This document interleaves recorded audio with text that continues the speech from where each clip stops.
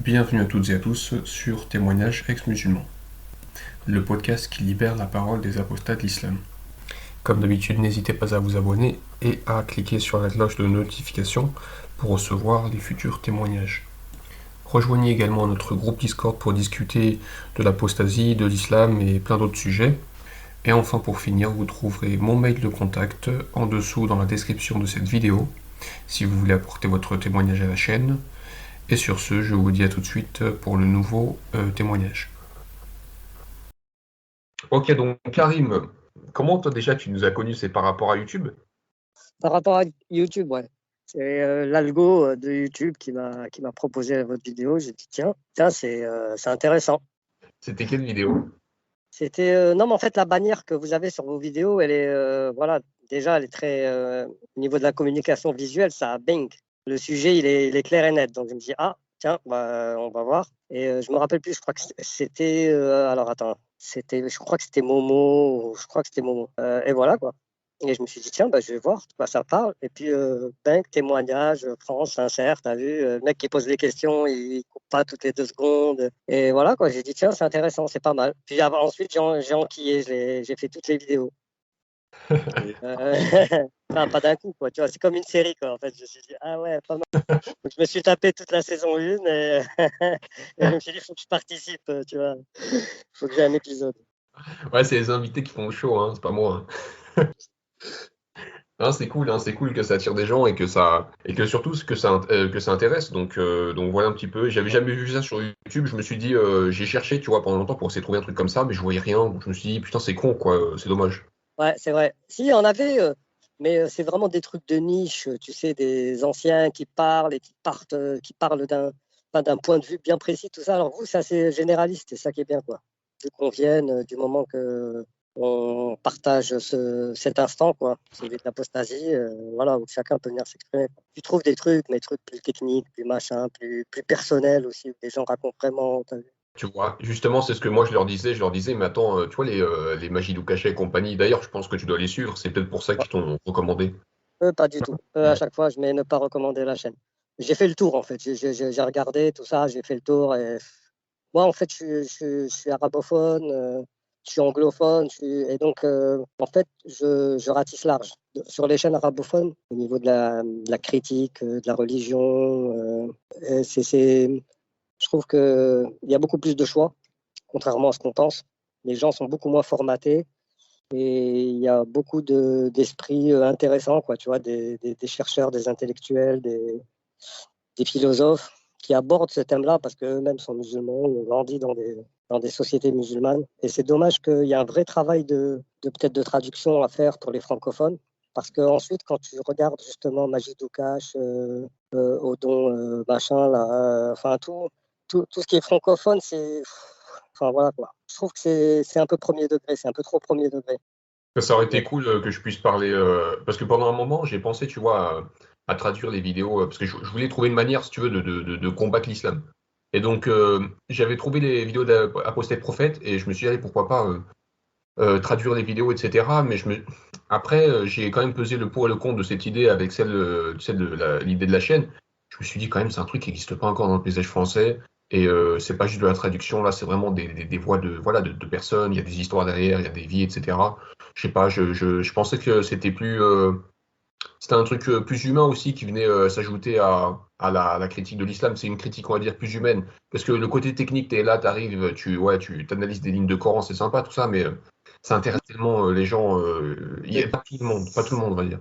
C'est clair, parce qu'en fait, chacun ses raisons. Il y en a certains, c'est le texte, d'autres, c'est l'éducation, d'autres, c'est ceci, c'est cela, qui va les pousser ou les inciter à sortir, à se poser des questions. Ouais, c'est ce qui est intéressant, c'est les témoignages, c'est que c'est des histoires personnelles, on a tous notre expérience, on a tous notre vécu, et voilà quoi. On n'est pas dans le dogme, même dans le bête et méchant, je dirais, de la critique pure et dure de l'islam. C'est pas ça, en fait.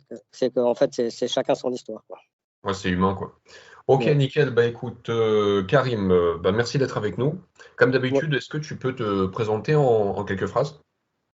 Alors, j'ai 45 ans, je suis marié, père de 2 enfants. Je suis franco-tunisien. Je dis franco-tunisien, pas français d'origine tunisienne, c'est parce que ma mère est française. Je suis né en France, mais j'ai vécu les 25 premières années de ma vie en Tunisie. Donc, je suis arabophone. J'ai grandi dans une société musulmane, voilà, grosso modo. Bah écoute, bon, on va commencer. Alors raconte-moi un petit peu ton enfance dans l'islam et donc au bled. Moi, comme je l'avais écrit dans le mail, moi, j'ai pas subi un islam, j'ai pas subi l'islam, quel que soit l'islam. J'ai vécu dans une famille traditionnelle, j'ai vécu chez mes grands-parents. Mon grand-père était imam, ensuite il a eu des soucis de santé, donc il était un peu plus souvent à la maison. Mais quand j'étais petit, quand tu grandis dans un pays musulman, tu évolues dans ce milieu-là. Et puis moi, j'ai grandi dans l'islam des années 70-80 où on parlait pas beaucoup de religion, en fait, contrairement à maintenant. Je veux dire, on ne se définissait pas par sa religion. C'est-à-dire, les gens étaient pratiquants autour de nous, les grands-parents, les oncles, les machins, etc. Mais donc voilà quoi. Même au Et bled? ouais, Toujours? même au bled, ouais, surtout au bled. C'est-à-dire que même les gens qui sont pratiquants, en fait, vont faire leurs prières, vont faire leurs trucs, et puis 98% du temps restant, ils vont vaquer à leurs occupations. Et ça, c'était l'islam des années 70-80, celui dans lequel moi j'ai grandi, en Tunisie. Il faut dire aussi que je n'étais pas dans un milieu très ultra conservateur, j'étais pas à la campagne. En fait, c'est très régional cette histoire aussi. Parce que tu prends aujourd'hui une fille qui a 8 ans qui habite Kandahar et un Marocain ou un jeune Tunisien aujourd'hui, c'est la nuit et le jour. Donc voilà, mon père, c'est un musulman libéral, on va dire. Et à l'époque, il ne faisait pas la prière. Mais par contre, bon, on était musulmans. Et voilà, quoi. Ma mère, elle est chrétienne. Donc très jeune, j'ai une connaissance de chrétienne non pratiquante non plus. Donc très jeune, j'ai eu une connaissance de la religion chrétienne, des dogmes, etc., de la Trinité, tout ça. Ça, je l'ai rejeté très jeune. Pour moi, voilà, c'était pas la bonne solution, clairement, parce que le truc père, frère, cousin, enfin toute la famille, j'ai dit non, ça, c'est pas possible. Dieu, j'imaginais Dieu plus grand que ça pour rentrer dans ces histoires de. Excuse-moi, je t'ai juste du coup par rapport au fait que tu aies grandi donc avec une mère chrétienne et puis un père musulman. Donc tu avais quand même un certain penchant pour l'islam. Complètement, complètement. En fait, moi, j'ai grandi où en fait, on se pose pas la question si on est musulman ou pas. On est musulman, quoi, tu vois. Comme on est blanc de peau, avec les cheveux noirs, etc. Voilà, ta spiritualité, tu vois, elle se forme comme ça. Donc, moi, j'ai grandi là-dedans, oui, bien sûr. Mais je me suis très vite posé les questions parce que du fait que ma mère était chrétienne, j'ai dit, ah, tiens, il y a une différence. Donc, voilà, comme mes parents, ils étaient plutôt libéraux, tout ça, et que je te dis, l'islam des années 70 n'était pas un islam. À ce moment-là, le Maghreb était tourné vers l'Occident, on n'était pas tourné vers l'Arabie Saoudite, le Qatar, l'Égypte, etc. Parce qu'à cette époque-là, on n'avait pas encore eu la télévision par satellite. Et c'est ça qui, dans les années début 90, va faire que tous les pays maghrébins vont se tourner complètement vers l'Orient, vers l'Arabie Saoudite, vers le voile, vers le salafisme, le wahhabisme, qui est promu par une pétromonarchie avec des moyens illimités et qui a inondé les trucs, tu vois. Et c'est là que j'ai vu, mais moi j'avais une vingtaine d'années, où que les choses commençaient à changer. Et donc voilà, quoi. Et moi j'étais comme tous les jeunes de mon âge, je ne subissais absolument pas ça, j'avais pas des parents qui me forçaient à pratiquer. C'était plus, au contraire, j'en ai un très bon souvenir, ma grand-mère qui était analphabète, qui savait ni lire ni écrire. Quand j'étais petit, les premiers souvenirs que j'ai de la religion, mes cours religieux, si tu veux, c'était ma grand-mère qui me racontait les histoires du prophète qui, lorsqu'il s'était sauvé de la Mecque avec Abou Bakr, il a dû se cacher dans une grotte. Et c'est la toile d'araignée, le nid de pigeon, etc. Et pour moi, c'était un peu les mille et une nuits. C'était magique, quoi. Comment ma grand-mère me présentait la religion. Mon premier souvenir est celui-là. Donc, j'ai toujours été attendri par. J'ai pas vécu un islam rigoriste, je l'ai subi, je vais aller à la madrasa, dire le Coran, apprendre, faire mes prières. Tu vois, j'ai pas du tout grandi dans cet environnement-là. Mais j'en ai une très bonne connaissance. Je connais des gens qui sont comme ça, qui sont des amis, qui sont de la famille, etc. Et toi, du coup, tu priais pas alors, je suppose, non? Non, moi à l'adolescence, j'ai eu ma petite crise d'ado. Je me suis dit, ouais, tiens, je vais prier. C'était pour faire comme quelques copains. Parce qu'il y en avait très peu qui priaient à l'époque. Dans les années fin 80, il y en avait très peu qui priaient en Tunisie. Les jeunes de mon âge, je parle. Alors, je vais dire la société tunisoise, parce que là-bas, tu vois, au bled, il y a beaucoup de régionalisme. C'est-à-dire, ceux de la capitale ne sont pas du tout comme ceux des autres provinces. Il y a un delta de civilisation, on va dire, déjà là-bas. Rien que là-bas, sur place, déjà, entre les campagnes et les trucs, tu vois. Donc, bref. Et donc, voilà, c'était l'expérience que j'en ai eue. Et moi, là où j'ai vraiment commencé à pratiquer, c'est lorsque je suis arrivé en France. Moi, en fait, j'étais pas un pratiquant, je m'en foutais complètement. Je où j'étais musulman et point barre, quoi. Je vivais très bien avec ça. J'avais la solution clé en main de mes grands questionnements philosophiques. Puis voilà, c'était bon pour moi, quoi. Tu vois, j'avais autre chose à faire. Les filles, les trucs, les sorties, les copains, je m'en foutais de tout ça. Alors pourquoi tu as commencé à t'y intéresser un petit peu? Pourquoi tu as commencé à t'y pencher vraiment? Là, en fait, c'est parce que à l'âge de 25 ans, quand je suis arrivé en France, je sais pas, c'est peut-être le fait d'arriver dans une grande ville, d'être seul, dans un appartement, le speed, métro, boulot, dodo, j'ai commencé à me poser des questions existentielles. Est-ce que Dieu existe? Si je meurs, je vais où? Tu vois, je sais pas pourquoi je pensais à la mort. Je suis pas spécialement suicidaire ou quoi, ok, mais voilà, je commençais à avoir ces pensées-là. Et donc, bah, moi, la solution que j'avais clé en main, c'était ce qu'on m'avait appris, quoi, depuis plus jeune.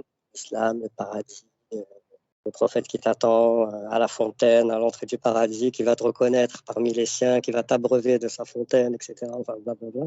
Et voilà, quoi. Et donc, quand je suis arrivé ici, je me suis dit, tiens, ben, je vais vérifier. Maintenant que je suis en âge de raison, de raisonner, je vais vérifier tout ce qu'on m'a raconté, à peu près 25 ans. Voilà, parce que c'est là que j'ai vraiment commencé à me poser des questions existentielles. Tu vois. Est-ce que Dieu existe vraiment? Est-ce que c'est vraiment la version qu'on nous a racontée, quoi? Est-ce que c'est vraiment ça, quoi? C'est-à-dire nous et pas les autres, et on va finir avec des rivières de vin et de miel, avec des houris qui se baladent, avec des coupes et que c'était tout le blabla, quoi. Est-ce que c'est vraiment ça ou est-ce que tout ça c'est une fumisterie comme toutes les autres fumisteries et donc voilà, donc j'ai commencé à étudier sérieusement. J'ai commencé à aller aux sources par moi-même parce que ça me saoulait, parce que je m'étais rendu compte depuis longtemps que les gens ils y connaissaient rien en fait. Alors que tu sois en pays musulman ou truc, 98% des musulmans ne connaissent pas leur religion, ils ne connaissent pas les textes, ils ne connaissent pas les sources, ils ne connaissent pas savent ce qu'on leur a transmis de père en fils et ce qu'ils écoutent un peu sur les vidéos par-ci, par-là, mais l'écrasante majorité ne connaît absolument pas l'histoire du Coran, l'histoire du prophète, enfin, ou connaissent une certaine histoire, quoi. La version light, la version mille et une nuits, etc. Et tant mieux d'ailleurs, tant mieux, parce qu'ils ont autre chose à foutre dans leur quotidien. Mais moi, par contre, ça m'intéressait à ce moment-là. Donc, je me suis dit, bah, et je vais aller aux sources, je ne suis pas plus bête qu'un autre. Parce que j'avais déjà remarqué qu'on m'avait raconté plein de conneries, que pour une même réponse, quand tu es môme, tu sais, il te donne plein de réponses différentes. Tu te dis, attends, ils ne connaissent pas leur affaire, celle-là. Et donc voilà, quoi. Donc j'ai entrepris un voyage qui a duré 20 ans, que j'entreprends encore aujourd'hui, où j'ai vu toutes les sources, les pour et les contre, ceux de la tradition islamique, ceux qui étaient contre toute la génération d'orientalistes, à commencer par les Allemands, Theodor Nodeke, les anglophones, Dan Brown, comment s'appelle, Patricia Crowe, avec Jacqueline Chabi en France, et puis plein d'autres en arabe qui sont très intéressants. Et les sources authentiques entre guillemets, ça, et les Sunan, Tu peux juste préciser les noms que tu viens de citer, ce sont des chercheurs, c'est ça, en islamologie ou... Ouais, ouais, ouais, oui, ce sont des chercheurs, ce sont des universitaires qui sont comme Jacqueline Chabi, comme Leila Wardi, que beaucoup connaissent, j'ai vu sur Discord. Mais il y en a plein d'autres, il y a des arabophones aussi, il y a des anglophones, et il y a tout un travail qui a été fait depuis les années 70, outre le travail qui a été fait dans la tradition islamique. Et donc voilà quoi. Et donc dès que j'ai commencé à me plonger là-dedans, j'ai dit, mais c'est pas possible, c'est quoi cette histoire? C'est encore plus incroyable que ce que je pensais, quoi. C'est complètement ouf. Et voilà. Et après, je suis devenu un coraniste pendant plusieurs années. Je me suis dit, bon, en fait, c'est que le Coran, quoi. En fait, tout le reste, c'est du blabla. Toute la tradition, toute la sunna, toute la sira, tout ça, On est arrivé à la conclusion que tout le reste, à part le Coran, était à prendre avec des pincettes, quoi. Donc, à rejeter complètement, complètement. C'est même pas à prendre avec des pincettes, à rejeter. Je veux dire que ce soit authentique ou pas. Là n'est pas le problème. Je veux dire, est-ce que le fait que Abu Huraira tel jour a vu tel fait geste du prophète et ça, qu'est-ce que ça peut influer dans ma vie d'homme d'aujourd'hui, du 21e siècle? Parce que finalement, en fait, moi, quand j'ai commencé à croire, c'était pas tellement pour l'histoire quand j'ai commencé à chercher les réponses, quoi. C'était pas pour l'histoire c'était vraiment pour l'histoire du paradis, quoi. Savoir est-ce qu'il y a une vie après la mort, oui ou non. C'est ça qui m'intéressait. Point barre. C'est est-ce que dans cette philosophie-là, dans cette idéologie-là, dans l'islam, est-ce qu'il y a un semblant de vérité? Je savais dès le départ que même le Coran n'était pas le truc intouchable, mot à mot, truc qui est sorti de la bouche de Dieu, qui est arrivé transmis. Ça, déjà, je le savais depuis longtemps, parce que je savais les énormités qu'il y avait dedans, les trucs. Donc, je me disais, bon, mais est-ce que l'esprit est là? C'est ça qui est le plus important. Est-ce que Mohammed, déjà, a vraiment. Est-ce que, déjà, à la base, est-ce que Mohammed, il existe ou pas? On va dire à 99%, on peut penser qu'il a existé, ce gars. Première chose. Deuxième chose, est-ce que ce qu'il a vu est vrai ou pas? Donc, dans vrai, en fait, il y a deux choses. Ça peut être vrai parce que le type, il a des hallucinations, des trucs, il voit des choses, mais en fait, enfin, voilà quoi. Sainte-Anne est remplie de gens qui se prennent pour Napoléon, et pourtant, c'est pas des menteurs, quoi. Et donc, tu vois, je suis allé à la. Il y a même un travail philosophique, tout ça, et voilà quoi. Et il y a un moment, à 45 balais, je me suis dit. Après, je me suis dit, bon, même si le texte n'est pas vrai, mot à mot, machin, ok, c'est pas un problème, mais est-ce que l'Esprit de Dieu, est-ce que ce type a vraiment vu, est-ce qu'il a vraiment vu, eu un message divin qui nous donne plus ou moins la marche à suivre? Est-ce qu'il y a une logique? Est-ce que, voilà, pour que tu retrouves une vie après la mort? Parce que c'est ça qui m'intéresse, c'est la vie après la mort, finalement. Au final, c'est à cette question-là qu'on répond. S'il y en a une ou pas, quoi. Et bon, après, d'après le prophète Mohammed, il y en a une. Et lui, il décrit un petit peu tout ça. Et bon, après, il y a un dogme qui va avec. Hein, c'est pas juste la croyance comme quoi il y a une vie après la mort et ça s'arrête là. Il y a un dogme derrière qu'il faut suivre pour justement que les choses se passent pour le mieux après la mort. Bien sûr. Ouais. Toi, c'est quand est-ce que tu as commencé à douter, on va dire, des récits, même coraniques, on va dire. Le Coran, tu l'as jamais remis en doute Si, plein de fois, le Coran. Parce que le Coran, il est. En fait, le truc, c'est que. C'est-à-dire que j'avais accepté depuis très longtemps le caractère, comment dire, c'est parfait du Coran, etc. Chaque lettre est à sa place, je ne sais pas quoi. Parce que déjà, lorsqu'on étudie un peu l'histoire, la composition du Coran, comment il nous a été transmis, comment il a été rassemblé, mais déjà rien qu'aujourd'hui, enfin sans même connaître l'histoire, rien qu'aujourd'hui, il existe une dizaine de Corans différents sur la planète. Il y a le Hafs, il y a le Warsh, tu sais l'histoire des fameuses 7 lectures qui ensuite sont devenus 10, qui ensuite sont devenus 14. Est-ce que tu as déjà entendu parler de ce hadith Non, je peux juste préciser. D'accord. Est-ce que tu savais qu'il existait des Corans différents? Alors, différents, je m'explique. C'est par exemple une lettre qui est différente, une prononciation qui est différente, mais parfois ça influe même sur le sens du mot. Parfois, c'est. Enfin, voilà, il y a des Corans qui sont différents aujourd'hui de par le monde. Tu vas dans une librairie islamique n'importe où tu veux, tu rentres, tu demandes. Le Coran qu'on a, nous tous au Maghreb et ici en France, c'est la version Hafs. Hafs. C'est la version Hafs. Il y a la version Warsh.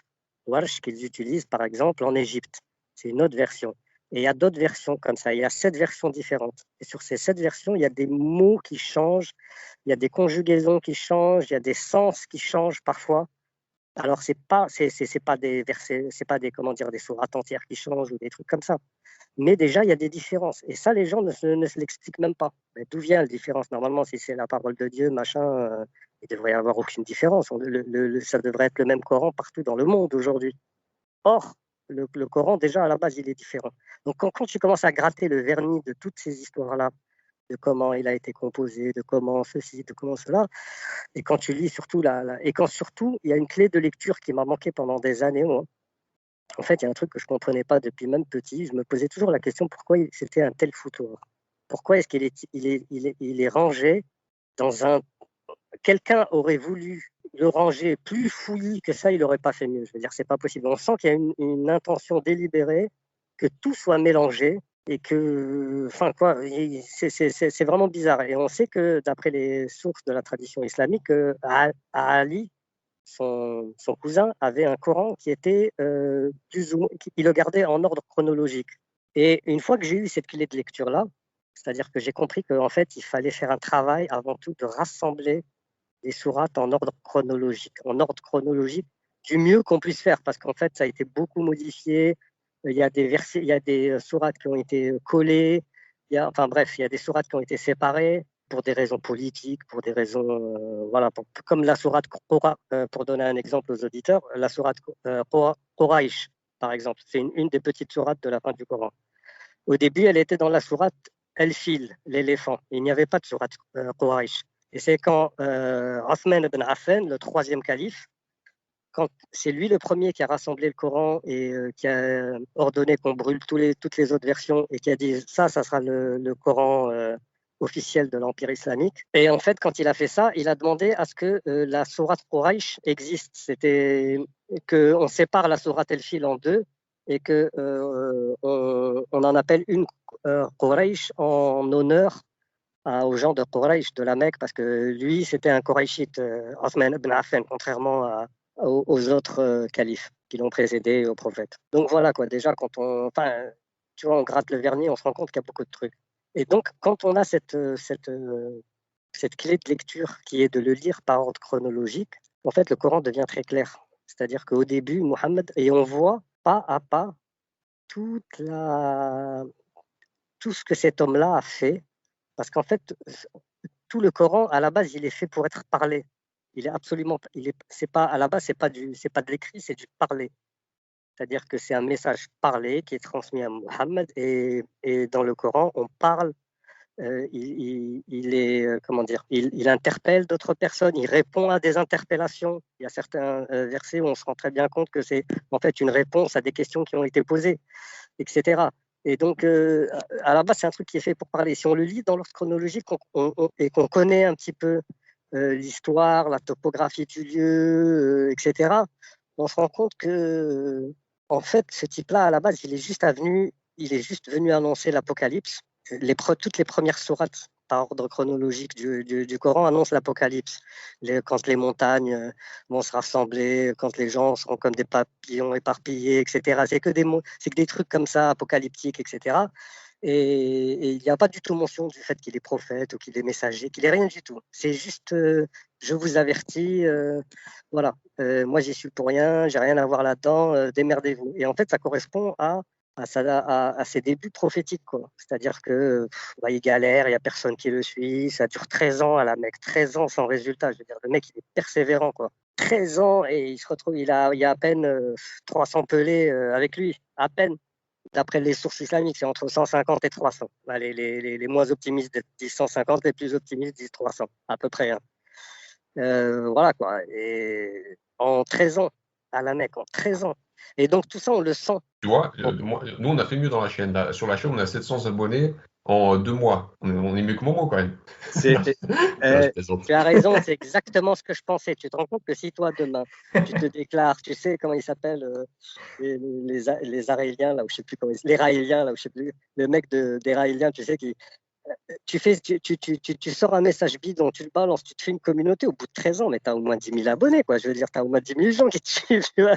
Et à l'époque, et c'est uniquement quand il va avoir des tribus qui le suivent, etc. Et là, ce qui est magique, tu vois le ton dans le Coran qui commence à changer. Tu vois que c'est plus le même homme. C'est plus un mec qui vient juste annoncer l'Apocalypse. À ce moment-là, c'est Dieu et son messager. Dieu, c'est devenu un duum vira, tu sais, une association, quoi, tu vois. Et quand tu lis le Coran comme ça, moi, je suis devenu passionné, en fait, par toute cette partie-là, par la partie historiographique du Coran, de la civilisation arabo-musulmane, parce que moi, je suis parent aussi. Donc, même si on sort de l'islam, même si on n'est plus dans cette idéologie-là, il faut qu'on ait quand même quelque chose à transmettre à nos enfants. Un sens moral, un sens des valeurs, quelque chose, quoi. Même une histoire, quoi. D'où on vient, papa, il vient de là, maman, elle vient de là. Voilà l'histoire des ancêtres de ton père et donc des tiens. Et voilà l'histoire des ancêtres. Donc ça a un sens tout ça.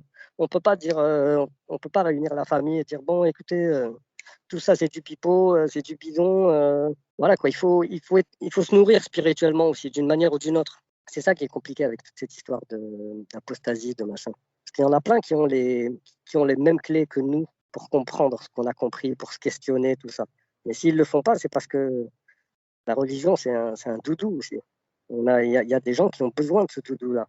Tu vois, moi, parfois, je me pose la question, je me dis, putain, j'aurais mieux fait de rester comme j'étais, pépère. J'avais une solution clé en main et ça répondait à toutes les questions existentielles, où on va, d'où on vient, etc. Et là, maintenant, voilà, on est en plein questionnement, quoi. Le fait comme tu dis, hein, c'est une solution clé en main, une solution spirituelle clé en main. C'est un peu ça, quoi. Absolument, absolument.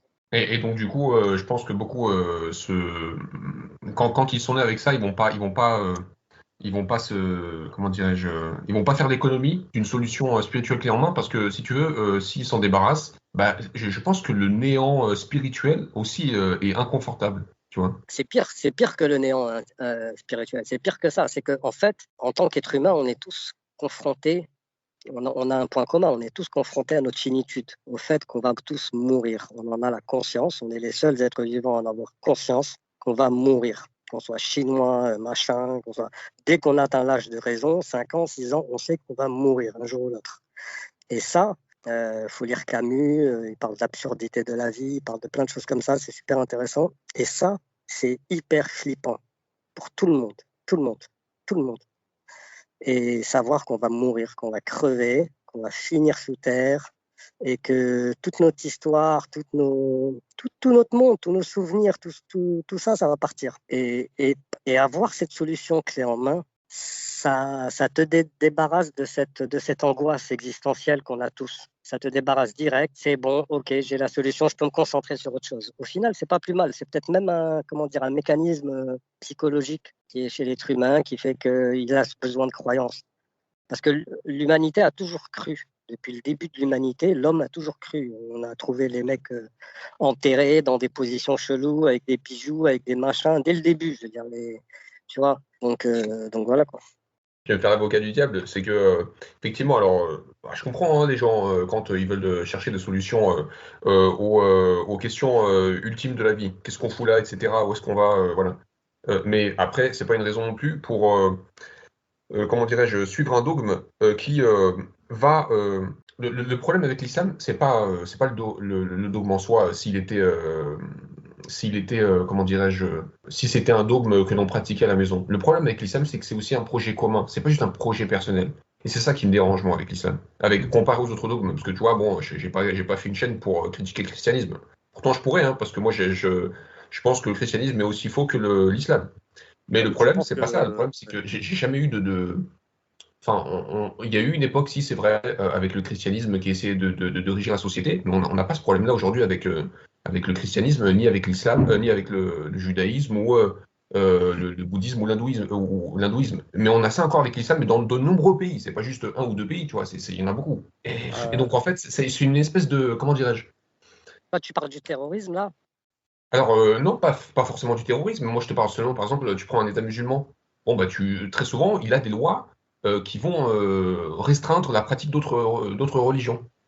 Tu prends les pays musulmans comme ça, il y en a plein en Algérie. Je te prends l'Algérie parce que, bon, voilà, je suis d'origine algérienne. En Algérie, par exemple, tu peux pas convertir quelqu'un d'autre au christianisme, par exemple. Ça, c'est quelque chose d'illégal, tu vois. Tu peux pas faire du prosélytisme chrétien. Voilà, c'est des choses comme ça, tu vois qui mettent en place. Après, tu as des problèmes aussi comment on appelle ça, tu as des problèmes aussi au niveau de l'héritage, quand tu te déclares publiquement que tu n'es plus musulman, des choses comme ça. Tu vois, tout est mis en place, si tu veux, pour te mettre des bâtons dans les roues, pour que tu pratiques autre chose que l'islam. Parce que c'est aussi, et c'est ça que les gens ne veulent pas comprendre, c'est aussi un projet commun, c'est ça en fait. C'est pas juste un truc que tu pratiques dans ton coin, tranquillou. Non, non, non, non, non. C'est aussi un projet commun. Et donc à partir du moment où, comment dirais-je, une grosse partie de la population commence à partager ces convictions-là, bah oui, mais après, il faut pas t'étonner que ça ait des répercussions sur les lois, sur l'organisation de la société, sur les mœurs, sur des choses comme ça. Je sais pas si tu vois ce que je veux dire. Ouais, je vois ce que tu veux dire. Mais en fait, les sociétés musulmanes, pour la majorité, c'est toutes des sociétés qui, aujourd'hui, elles aspirent à la liberté, elles vont toutes dans cette direction. Il n'y a pas des sociétés, même tu regardes l'Afghanistan qui a été repris par les talibans dernièrement, les talibans d'aujourd'hui et les talibans d'il y a 20 ans, ça n'a rien à voir. Donc déjà aujourd'hui, ils sont, tu vois, mais même tu vois aujourd'hui, tu vas en Algérie, tu vois, je connais bien l'Algérie, tu vas en Tunisie, tu vas en Égypte, mais même sur le net, hein, tu n'as même pas besoin d'aller physiquement, hein.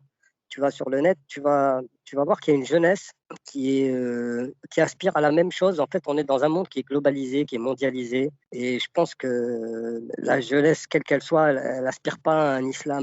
Moi franchement, j'y crois pas comment dire, aux barbus qui se cachent et qui se ligueraient tous dans le monde pour diriger le truc, parce que il y a eu des expériences qui ont été faites en Tunisie, par exemple, il n'y a pas si longtemps que ça, où il y a eu la révolution, il y a eu un système démocratique, la population qui a toujours été dirigée par des laïcs, Bourguiba ou Ben Ali, a succombé au charme de l'islamisme et donc à voter pour des partis islamistes. Je donne l'exemple de la Tunisie parce que c'est comme un laboratoire, en fait, c'est super intéressant. Et ça s'est fait en Égypte ensuite. Les islamistes ont été au pouvoir et les gens, avec la naïveté de dire ouais, c'est génial, il n'y aura plus de vol, il n'y aura plus de machin, il y aura plus, ça va être des gens honnêtes, etc. Et en fait, ils se sont rendus compte que c'était des pourris encore pires que les autres, qu'en fait, ça ne changeait rien, qu'ils étaient... Parce que de toute façon, on est dans une société là-bas qui est musulmane à la base. Donc, c'est comme si dire qu'on va donner le pouvoir à des gens qui sont plus musulmans que les musulmans. Enfin, bref, c'est du grand n'importe quoi.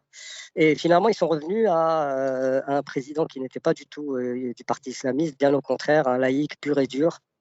Et ça s'est passé en Égypte, qui ont voté pour Morsi. Et quand ils ont vu la catastrophe du mec au pouvoir, l'incompétence de toute son équipe, ils ont fait une deuxième révolution pour finalement remettre une dictature militaire. Mais donc ça n'a rien à voir avec l'islam en fait. Et on part plutôt. Par contre, ce qui est inquiétant en France, et en France et en Europe, c'est plus inquiétant. En Europe, le phénomène n'est pas le même phénomène que celui qui se passe au Maghreb. La jeunesse européenne, la jeunesse musulmane européenne n'est pas la même que celle qui est là-bas. Et ici, c'est à 100% de la faute des gouvernements, de tous les gouvernants.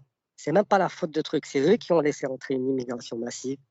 C'est eux qui continuent à négocier tous les jours avec des dictatures monarchistes, salafistes, qui ont des milliards, qui inondent le monde et les médias.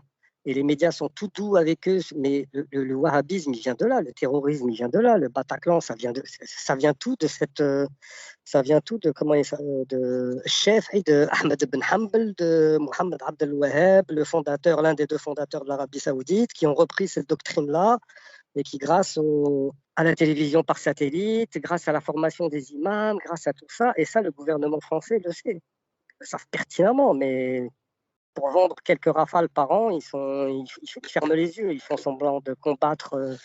Mais le problème, il est là. Tous les imams qui sont là, ils sortent de Médine, et on leur apprend les mêmes conneries, les mêmes hadiths, les mêmes trucs. Il ne faut pas serrer la main d'une femme, faut pas.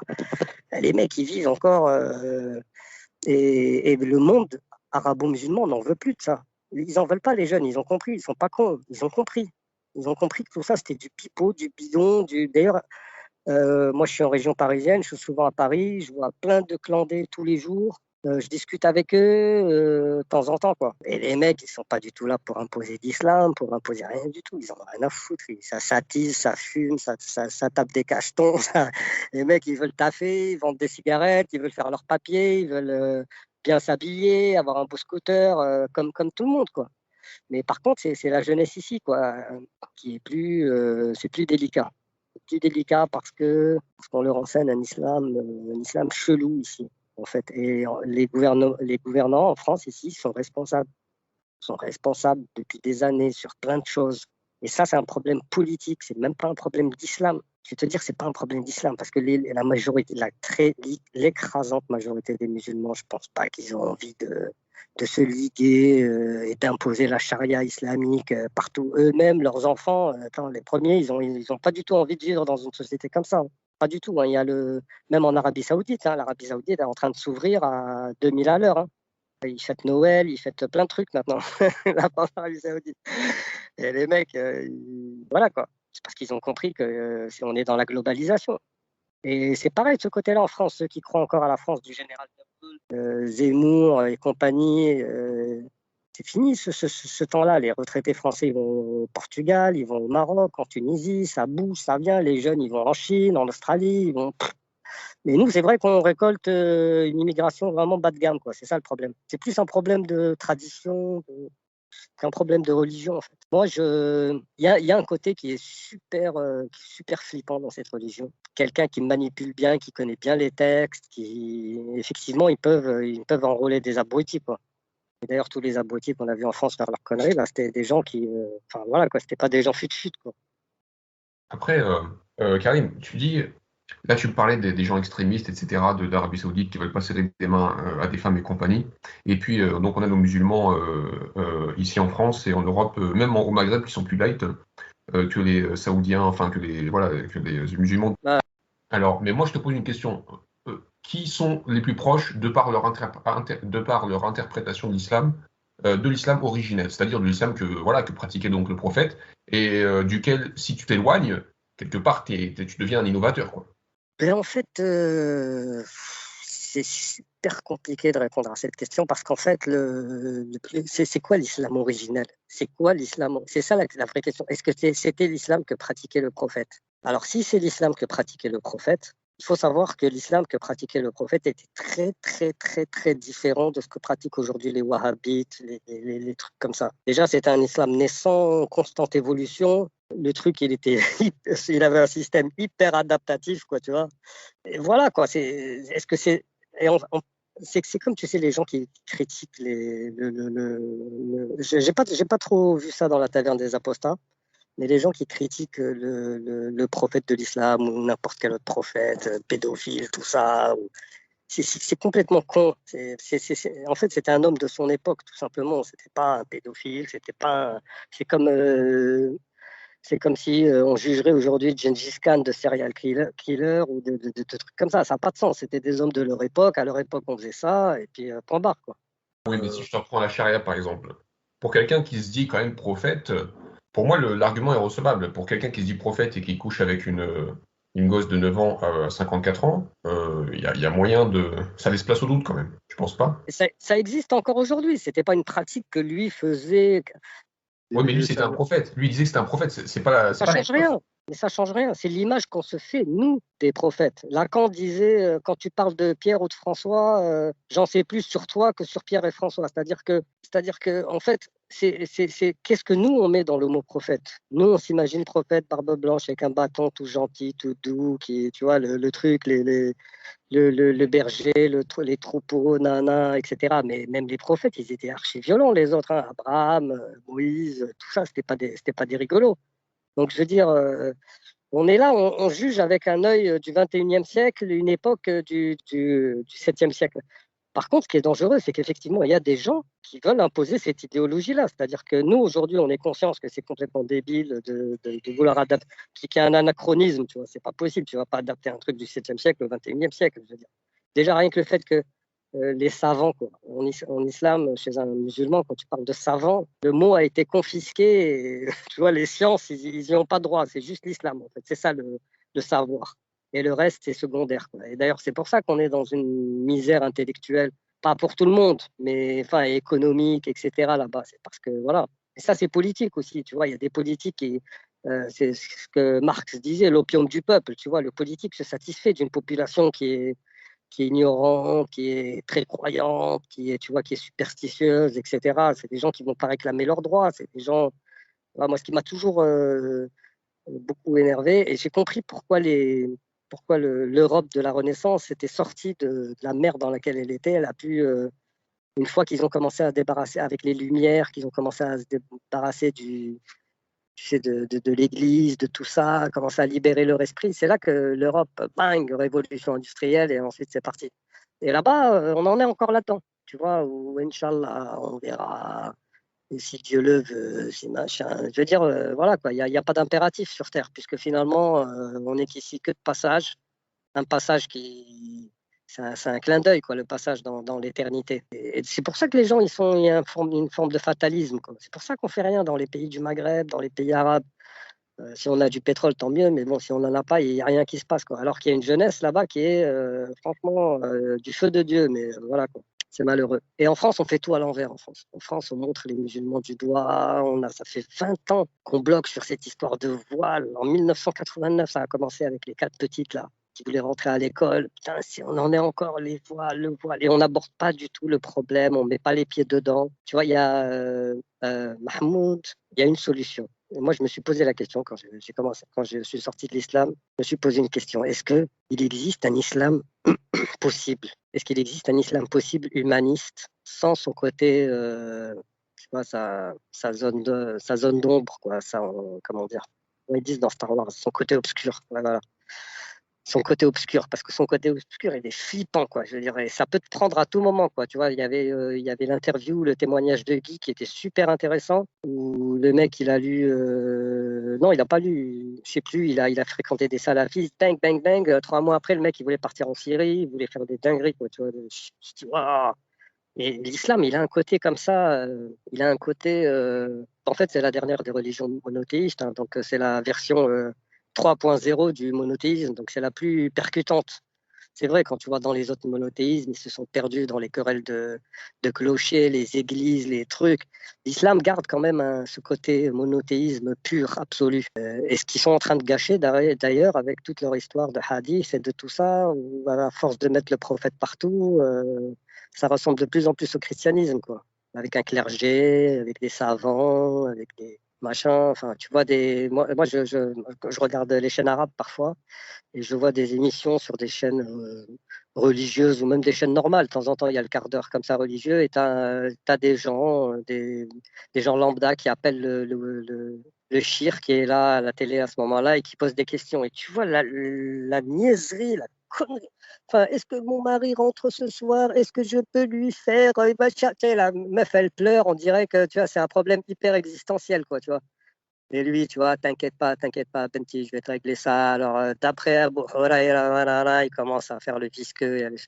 Et je me dis, mais les gens, ils sont en demande, en fait. C'est même pas une question ils voient pas ou ils voient pas, mais les gens, ils sont en demande. Ils sont en demande de spiritualité, ils sont en demande de culte, d'avoir des trucs à faire, d'avoir des rendez-vous sur le calendrier. Voilà, quoi. Ça donne un sens. Ça donne beaucoup de sens à la vie. Et il y a Mohamed Mahmoud Taha, que les auditeurs retiennent ce nom. Mohamed Mahmoud Taha, il a été condamné à mort. C'est un Soudanais, c'est un intellectuel soudanais qui a été condamné, je crois, dans les années 90 ou quelque chose comme ça, au Soudan, parce qu'il critiquait, enfin, c'est même pas il critiquait, il était musulman, et il avait dit que il faut couper le Coran, il faut couper de sa partie médinoise, il faut garder que la partie mécoise, parce que la partie mécoise, c'est une partie universaliste, etc.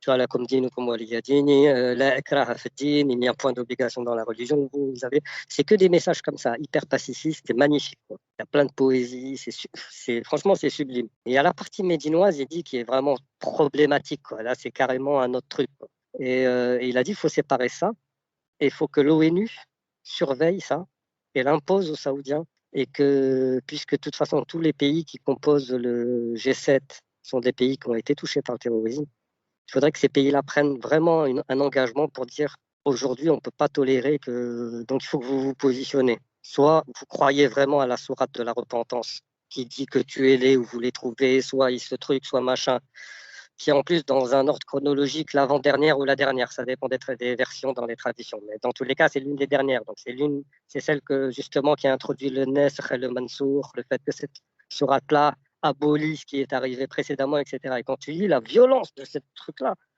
en fait, toute la beauté, toute la truc de l'islam est partie en flamme avec ce truc-là, parce que celle-là, c'est l'ivresse d'un homme qui est arrivé au fait de son pouvoir. Mohamed, tu vois, vers la fin, et ça y est, les tribus, la Mecque ouverte, et ça ouvrait de partout. Et là, c'était bon, maintenant, c'est clair, quand tu le lis dans l'ordre chronologique, le livre, tu vois l'évolution du personnage, tu vois l'évolution de cette idéologie.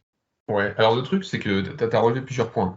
Oui, alors on va garder, si tu veux, le bon côté de l'islam. C'est un peu ce que tu es en train de nous dire en substance. Mais le problème, c'est que je crois que tu n'as pas compris que ça se passe pas comme ça chez les musulmans. Chez les musulmans, c'est la parole de Dieu, le Coran. Et le Coran est intemporel. Je sais pas si tu te rends compte, c'est la parole de Dieu. La parole de Dieu est intemporelle. Et donc toi, tu vas commencer à faire des règles qui vont à l'encontre de la parole de Dieu. C'est-à-dire, voilà, bon, on va prendre juste le message pacifiste. Et puis, t'en fais quoi de la charia? Eh ben justement, c'est ça qui est intéressant. C'est parce que justement, on a toujours pris les gens pour des cons et qu'on leur a jamais parlé. Et que, par exemple, ce que pourrait faire la France, le gouvernement français, c'est au lieu de passer son temps à beugler contre le voile à droite, à gauche, il devrait organiser des conférences internationales avec des chercheurs de tous les pays du monde. Et il y en a un paquet dans les pays arabophones qui sont hyper brillants, qui ont sorti des thèses, qui ont fait des recherches historiques sur le texte, sur les hadiths, sur plein de choses. Et c'est à coup de, justement, en vulgarisant le débat, en vulgarisant le sujet et en le prenant d'une autre façon, parce qu'en fait, ce qu'on est en train de faire, nous, c'est à chaque fois leur rejeter comment dire, leur côté négatif à la face. Leur dire, ouais, mais votre prophète, il a fait ça, votre machin, il a fait ça, votre religion, de toute façon, elle pue parce que ceci. Voilà, on est toujours dans ces trucs-là. Donc, c'est clairement pas quelque chose où on engage le dialogue. Ou alors, il y a des gens, ils peuvent se dire, on n'engage pas le dialogue avec ces gens-là, point barre, et puis il faut qu'on leur impose nos idées, etc. Donc, en fait, c'est la même chose que de l'autre côté, quoi, au final, quoi, tu vois. Et la France, elle oppose toujours, tu sais, le truc république, laïcité, ça sonne creux. C'est creux, ça, voilà, quoi, ça parle à personne, tu vois, c'est un peu vaseux. On comprend l'idée, on comprend, mais bon, quand on voit comment on a traité les gilets jaunes, on se dit la démocratie, elle a un coup dans l'aile, tu vois. Quand on voit comment on traite les non-vaccinés aujourd'hui, on se dit, waouh, alors de quelle démocratie on parle? Donc voilà, quoi, c'est tout des trucs à géométrie variable, quoi. Donc oui, en fait, ce dont on est en train de parler, c'est de la réforme. Mais je vais être très honnête avec toi, et je l'ai déjà dit dans le podcast, je sais plus avec qui, je crois que c'était avec Ali. La réforme, donc, ce serait possible en engageant le dialogue, notamment avec les pays musulmans et les plus extrêmes d'entre eux. Moi, je parle pas avec des assassins. Moi, je parle pas avec des assassins. Je vais pas aller négocier avec des gens d'Arabie Saoudite ou quoi. Qu'est-ce qu'on fait? On les bombarde? Non, non, on les bombarde Bah, pas. qu'est-ce qu'on fait alors? On leur parle pas et on les bombarde pas. On les ignore. Non, mais tu sais un peu comment ça se passe et depuis l'époque, c'est un peu la guerre froide. Ça se passe pas avec des armes, mais ça se passe avec de la géopolitique, ça se passe avec voilà, sur la scène internationale. Ça peut être des sanctions, ça peut être des choses comme ça. Mais on va pas ouvrir des pourparlers avec des assassins. Pendant la Deuxième Guerre mondiale, les Américains ils sont arrivés, bonjour les gars, on va ouvrir des pourparlers avec les nazis. Ça se passe pas comme ça. Hein. Non, bah écoute, ils en ont fait des pourparlers. Hein. Bah, déjà, il y a eu le tribunal là, de Nuremberg, et puis ils en ont fait. Hein. Et puis, écoute, si tu prends comment dire, des assassins, on est tous des assassins. Enfin, pas moi, mais ce que je veux dire, les gouvernants, les pays, les idéologies, c'est tous des idéologies assassines. Ils ont tous du sang sur les mains, que ce soit même la démocratie. Hein. Je te rappelle, George Bush, avant de bombarder l'Irak, ils étaient en train de lire la Bible dans la Maison Blanche, etc. Et ensuite, ils ordonnent les frappes. C'est pareil, avant de montrer le flacon de pisse à l'ONU pour aller bombarder l'Irak, c'est pareil. Je veux dire, ce qu'ils ont fait dans plein de pays, mais la France, en Libye, ce qu'on a fait, enfin, faut être ce qui se passe aujourd'hui en Syrie. Enfin, je veux dire, on a tous, tu vois, dire que eux détiennent, c'est eux les grands méchants et ils détiennent l'exclusion. Non, mais leur idéologie, en fait, eux, ce qui est très inquiétant, c'est qu'ils ont des moyens de propager leur idéologie mortifère. Et le problème, c'est qu'il n'y a personne qui les arrête. C'est-à-dire que la France, elle ne fait pas ce qu'il faut. Elle continue à leur vendre des rafales, elle continue à les recevoir en grande pompe. Et le monde entier fait ça. Et ça, c'est un vrai problème. Donc, c'est pour ça qu'ils sont aussi complices. Ce qui prime, c'est le fric. Au final, ce n'est pas les grandes idées, quoi. Ce n'est pas la déclaration des droits de l'homme, on est libre, égaux en droit, etc. Ce n'est pas ça, en fait, qui prime. C'est le fric. Et on le sait tous. Je veux dire, c'est le fric qui prime. Je vois un peu ce que tu veux dire, mais là, tu compares deux choses qui sont pas, à mon sens, comparables. Tu compares un système politique, alors c'est vrai, la France a fait telle guerre, les États-Unis ont fait telle guerre, etc. Tu compares un système politique avec une religion. C'est pas la même chose, parce que là, on peut parler effectivement de système politique. Ah oui, mais ouais, tu sais, moi j'aime pas trop ce système, faudrait peut-être qu'on change un peu plus, faudrait qu'on soit plus light, plus autoritaire ou je ne sais quoi. Ok, très bien. Là, tu parles d'une religion totalitaire. Tu vas pas essayer de négocier sur leur religion. Moi, j'y crois pas. Alors ça, c'est encore une fois, c'est une réforme. C'est la réforme de l'islam dont on parle. Et il y a certains qui y croient, et apparemment, tu en fais partie. Et pourquoi pas. Hein. Moi, j'aimerais que ça avance dans la meilleure direction. Moi, c'est parce que je suis un pragmatique, hein, je ne suis pas un idéaliste. Je vais te dire quelque chose. Moi, de toute façon, j'en suis sorti, donc j'en ai rien à foutre. L'islam, qu'il soit soft, pas soft, qu'il soit machin, je m'en fous de l'islam et de toutes les autres, d'ailleurs, religions, les shintoïstes, les machins, et tout ça. Je suis ce qu'on appelle un agnostique, je ne sais pas, sincèrement, je ne sais pas. J'aimerais croire qu'il y ait une solution, qu'il y ait quelque chose ensuite, même quand tu vas voir au niveau de la science, il y a pas mal de pistes intéressantes.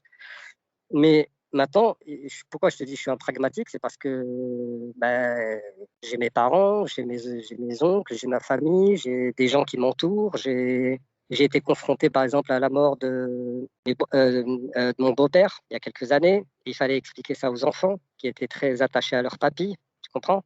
Et ça, concrètement, c'est leur dire, ben, papy, il est où papy? Ben, papy, tu vois, il est sous terre, voilà, et avec les vers de terre.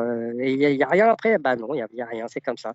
Ou alors, ben, papy, il est au paradis, et puis t'inquiète, on va le revoir. Et puis là, l'enfant, il est content, il est heureux. Et après, tu te dis, bon, qu'est-ce que je fais? Je m'arrange avec la vérité, mais après, quelle vérité aussi? Est-ce que moi, je la détiens, la vérité, parce que je pense que ça, c'est faux? Donc, forcément, non, je sais juste que c'est faux. Je ne sais pas quelle est la vérité.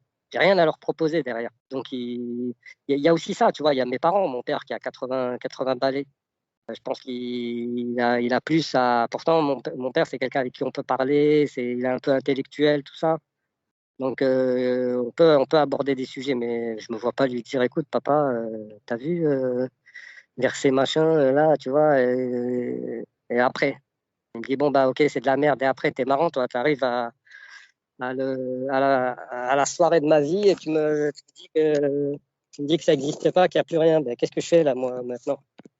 Donc, il y a tout ça aussi qui est compliqué. Il y a comment on vit avec les autres, quoi, tu vois. Et donc, moi, je suis pas du tout tenant du truc. Il faut qu'on dévoile au monde la supercherie. C'est pas possible que les gens n'aient pas ouvert les yeux, enfin, etc., quoi. Je suis là encore, tu parles d'autre chose. Là, tu parles donc des générations qui sont déjà là-dedans, etc. Ouais. Ça, après, moi, j'ai envie de te dire, la génération qui sont déjà dans l'extrême, etc. On peut à la limite essayer d'ouvrir le dialogue avec eux. Mais moi, ce qui m'intéresse, c'est surtout la jeune génération. C'est ça qui m'intéresse. J'ai pas envie que les gens après cette génération d'extrémistes soient aussi extrémistes que leurs parents.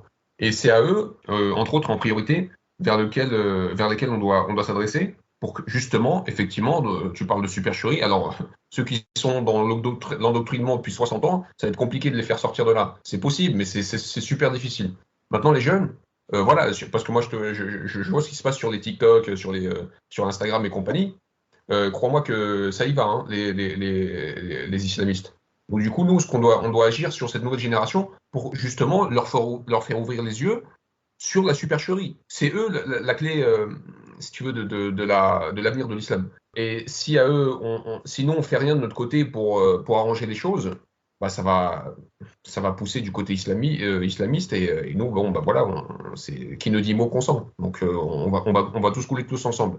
Mais tant que moi, si tu veux, le discours que je tiens, c'est que après, moi, je ne suis pas de politique, hein, donc je ne vais pas te parler de ce qui va se passer, je vais pas te parler de ce que nous, on doit faire en Arabie Saoudite, etc., etc. Je vais déjà commencer par la France, parce que déjà, on est dans une sale affaire, déjà.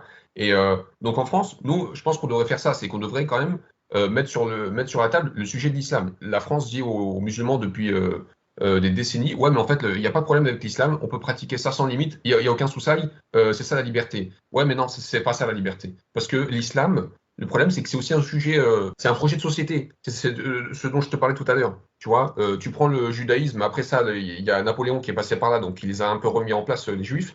Mais tu prends le christianisme, c'est un truc qui se pratique si à la maison, et t'en entends pas parler. Pareil pour le judaïsme un peu aujourd'hui.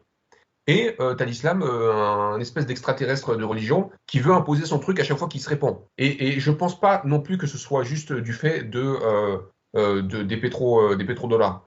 Je pense qu'il y a l'islam porte en lui quelque chose, un projet collectif tout le temps, qui va s'imposer une fois que tu auras toujours une majorité musulmane dans un territoire donné. Parce que voilà, après tout, il y a déjà un cadre juridique, il y a déjà tout ça dans l'islam. Pourquoi pas se l'imposer une fois qu'on est majoritaire? Pourquoi continuer à vivre sous des lois mécréantes une fois qu'un territoire donné est. Mais parce que ça n'arrive pas dans les autres pays. Parce que tout ce que tu. Parce que ce truc-là, ça n'est jamais arrivé dans aucun autre pays. Et Donc, regarde juste les pays musulmans en termes de droits ouais. humains, ils sont les derniers de la planète, hein. Sans compter les communismes, etc., qui restent encore des extraterrestres de pays, mais c'est infime. Mais les derniers en termes de droits humains sur cette planète, ils sont tous musulmans, hein. Bah, je sais pas, la Chine, c'est pas musulman. Il y a toute une partie de l'Asie qui est pas musulmane. Et C'est puis, différent, c'est un système c'est un politique. problème. Mais même, c'est l'islam dont tu parles, c'est un islam politique, c'est un système politique. Enfin, ce que tu appelles pays musulman, l'Algérie, c'est un pays musulman. L'Algérie, Bien c'est pas un sûr. pays musulman. C'est quoi que il véhicule une. Il y a rien de mieux. Enfin, franchement, tu vas en Algérie, les jeunes, ils aspirent pas à être tous des barbus et à faire la guerre sainte. Au contraire. Moi, je connais très bien l'Algérie, hein. J'y vais. Enfin, Non, mais je t'ai pas dit la guerre sainte euh, en Algérie, mais si tu vas en Algérie, tu vois bien qu'il y a beaucoup de voiles. Tu vois bien que beaucoup de Ramadan, voix. tu peux pas manger dehors. C'est une société conservatrice, ouais, c'est une société conservatrice, c'est une société comme ça. Et encore, tu vas à Alger, tu vas dans certains endroits, dans les grandes villes, ouais, bah ça, c'est leur grande fête, quoi, tu vois. Enfin, voilà, quoi, ça fait partie des traditions aussi. C'est pas, moi, je pense pas qu'il y a un réel problème. Il y a très peu de pays aujourd'hui dans le monde qui subissent, ou leurs peuples subissent l'islam. Il y a l'Iran, il y a l'Arabie Saoudite, il y a l'Afghanistan, il y a où les gens subissent l'islam, vraiment le subissent. Je veux dire, après le reste, c'est des gens qui sont dans une prison mentale, qui peuvent en sortir. Le pays n'est pas là à leur faire un lavage de cerveau.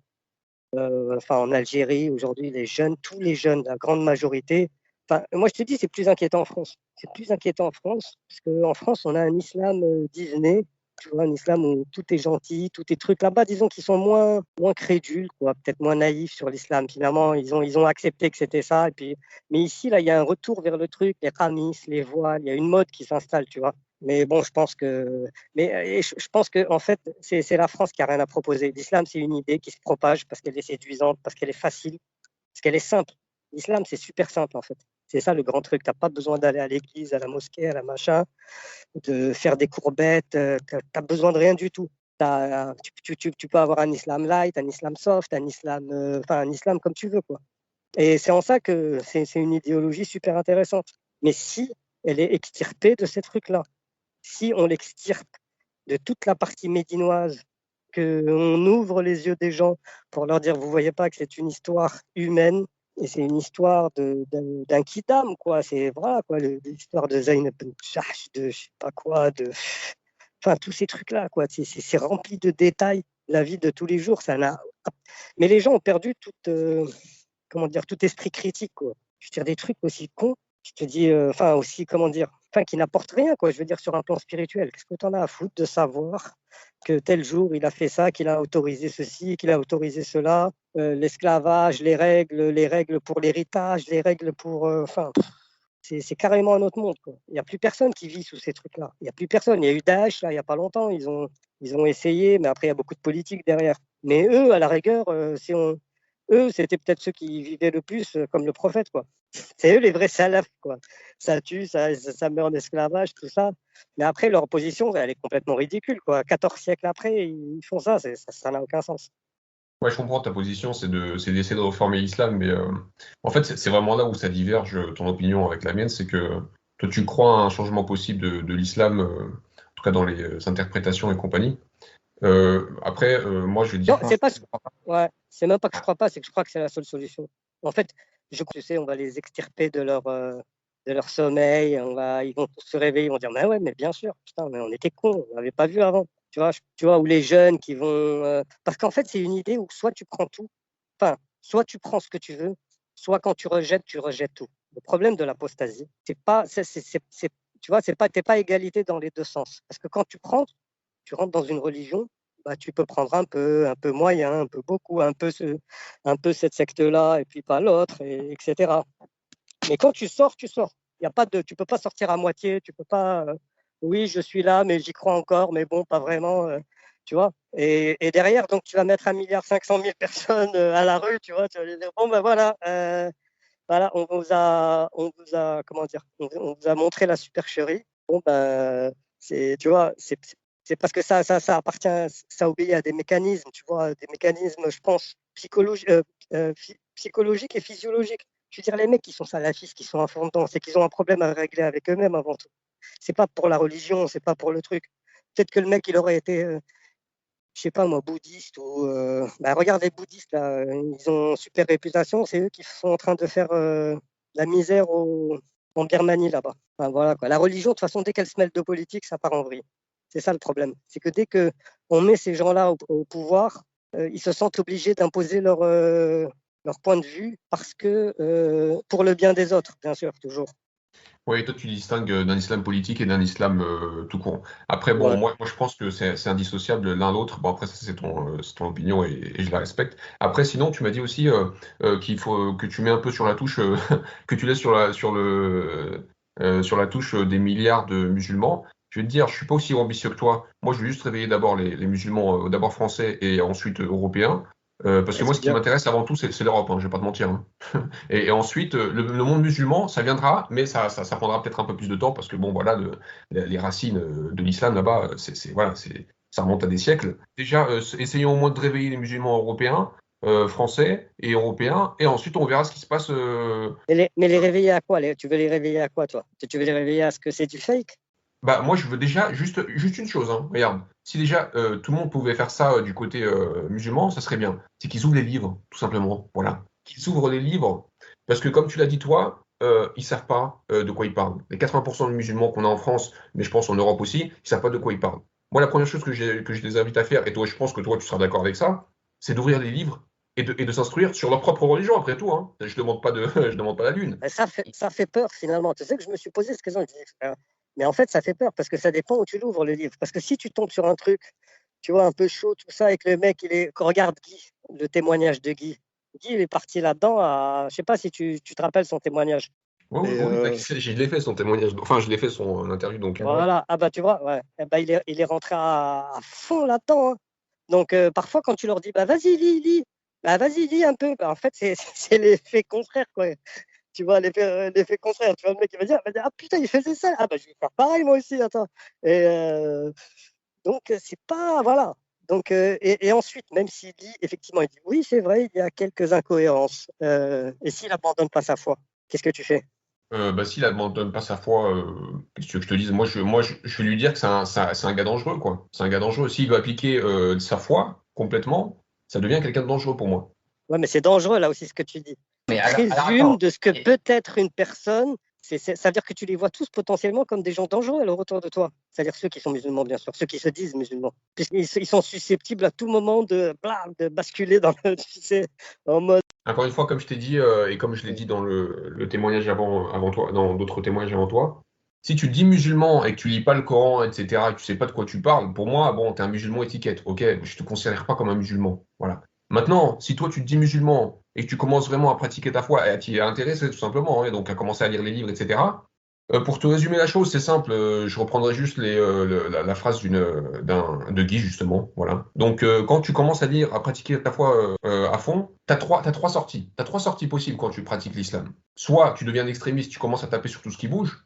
Soit t'apostasies. Ou soit, la troisième sortie, et je pense que là, c'est la plus commune des trois, c'est tu deviens hypocrite. Voilà, tout simplement. Toi, tu connais les textes, tu sais très bien comment ça marche l'islam, mais tu vas pas appliquer parce que voilà, tu vas piocher ce qui t'arrange. Voilà. Tu vas les picorer à droite à gauche. Mais par contre, le C'est marrant, côté dark, tu vas pas l'appliquer. c'est Il faut être c'est- cohérent dans la vie. Il faut être euh, cohérent dans la vie. c'est marrant ce que tu dis parce que tu donnes les trois catégories que donne le Coran finalement. Tu donnes les mêmes catégories, c'est-à-dire ceux qui croient vraiment, les hypocrites.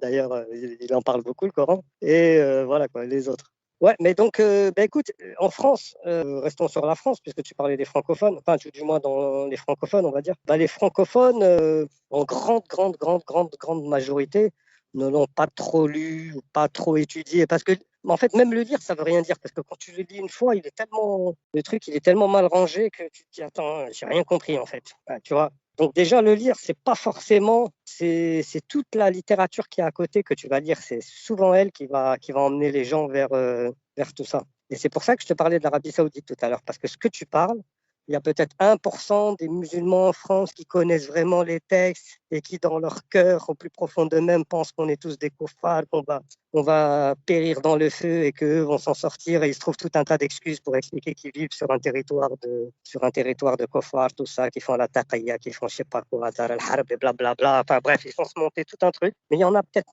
1%, enfin même pas 1%, je ne sais même pas combien il y en a. Mais par contre, quand tu vas en Arabie Saoudite, là-bas, tu trouves 90 peut-être peut-être même plus. Parce que ces gens-là ont grandi, ça parle dans leur langue, ont grandi, ont les moyens, ont truc, c'est la source, c'est de eux que part tout le problème. Parce que à la base, l'islam, c'est une idée. C'est-à-dire que tu peux mettre des frontières, tu peux empêcher les gens de venir, mettre des visas, mettre ce que tu veux.